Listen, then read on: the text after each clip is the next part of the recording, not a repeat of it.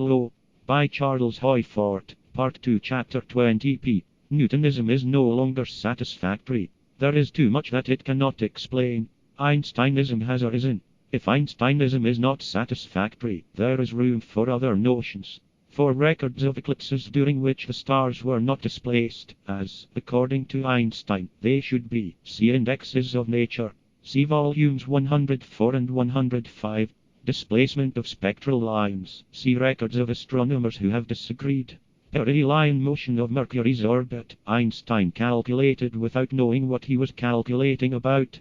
Nobody knows what this eccentricity is. See records of the transits of Mercury. Neither Newtonians nor Einsteinites have predicted them right. See the London Times, April 17th and 24th, 1923. Here Sir Joseph Larmor shows that, if Einstein's predictions of light effects during eclipses were verified, they disproved his theory that, though Professor Einstein would be a great mathematician, if in our existence anything could really be anything, relativity is so against him that he is only a relatively great mathematician, and made a bad error in his calculations, having mistakenly doubled certain effects.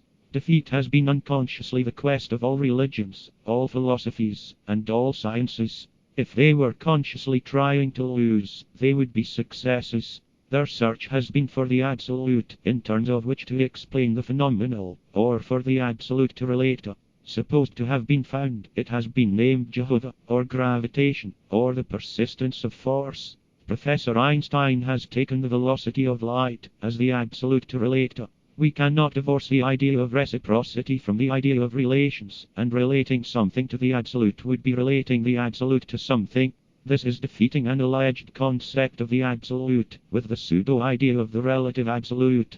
The doctrine of Professor Einstein's is based not upon an absolute finding, but upon a question, which is the more graspable interpretation of the Michelson-Morley experiments. That no motion of this earth in an orbit is indicated, because the velocity of light is absolute. Or that no motion of this earth in an orbit is indicated, because this earth is stationary. Unfortunately for my own expressions, I have to ask a third question. Who, except someone who was out to boost a theory, ever has demonstrated that light has any velocity? Professor Einstein is a guarantist of the scientific revolution. His revolt is against classical mechanics, but his methods and his delusions are as antiquated as what he attacks.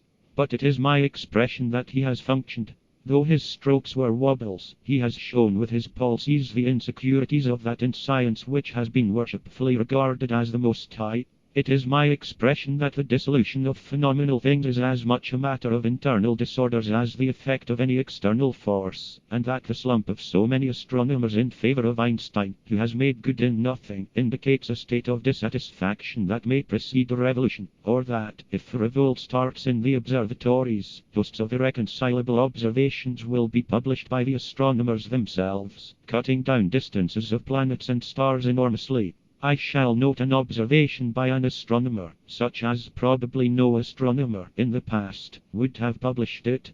It seems to have been recorded reluctantly, and a conventional explanation was attempted, but it was published.